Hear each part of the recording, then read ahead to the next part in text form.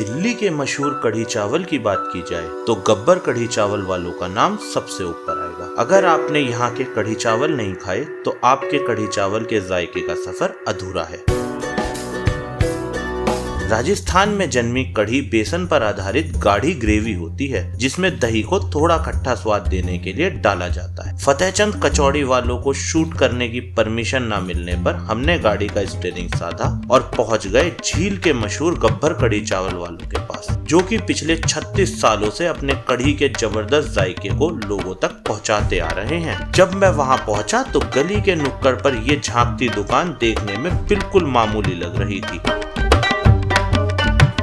दुकान की एक तरफ दुकान की ऑनर ग्राहकों को अपने मशहूर कढ़ी चावल के टोकन दे रही थी, दूसरी तरफ दुकान में खड़ा कारीगर पीले गाढ़ी खुशबूदार कढ़ी को मंदी आंच पर पका रहा था।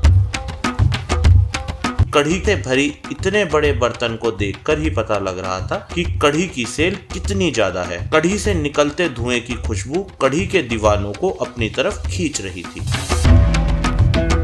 दुकान का कारीगर एक बड़े से बर्तन से चावल निकालता और इस कटोरे को दूसरे कारीगर की तरफ बढ़ा देता। दूसरा कारीगर बड़े ही खामोशी से चावलों से भरे कटोरे पर गाढ़ी कढ़ी को कुछ इस तरह डालता कि देखकर ही मुंह में पानी आ गया। अब इसके ऊपर छिड़कता चटपटा मसाला। अब बराबर में रखी लच्छेदार प्याज को इसके ऊपर डालकर हरे गाढ़े रंग की चटनी को और साथ ही मिर्च का अचार डालकर मानो इस पत्ते की रंगत को और बढ़ा दिया।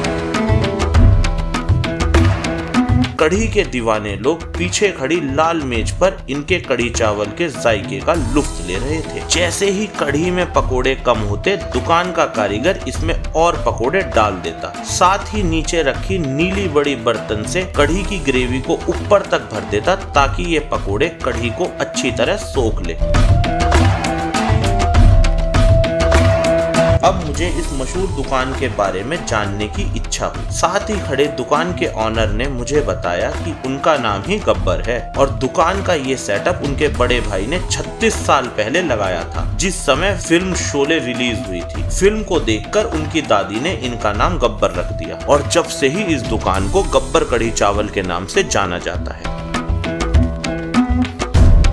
अब जायकेदार कढ़ी चावल खाने का समय आ ही गया था। अब मैंने दुकान की दहलीज पर अपने कदम बढ़ाए और दुकान की ऑनर से कढ़ी चावल के लिए टोकन की मांग की। टोकन मिलने के बाद मैंने अपने हाथ कढ़ी चावल की तरफ बढ़ा दिए। दुकान के कारीगर ने चावल से भरे कटोरे में खुशबूदार कढ़ी को डाला और मिर्च के अचार के साथ मेरी तरफ बढ़ा दिया। इस जायकेदार कढ़ी चावल को देखकर मेरी भूख और ज्यादा बढ़ गई और मैंने भी अब पीछे खड़ी मेज पर जगह बना ली। कढ़ी की खुशबू मुझे दूर से ही महसूस हो रही थी। अब इस जायके का स्वाद लेने के लिए मैंने कढ़ी चावल से भरी चम्मच को अपने मुंह की तरफ बढ़ाया। जवान को छूते ही एक अलग सा स्वाद महसूस हुआ। इस कढ़ी में कुछ तो बात जरूर थी। एकदम नरम पकोड़ा इस कढ़ी के जायके को और ज्यादा बढ़ा रहा था। मैंने ऐसे कढ़ी चावल पहले कभी नहीं खाए थे। अब मेरे हाथ एक पल के लिए भी नहीं रुक रहे थे।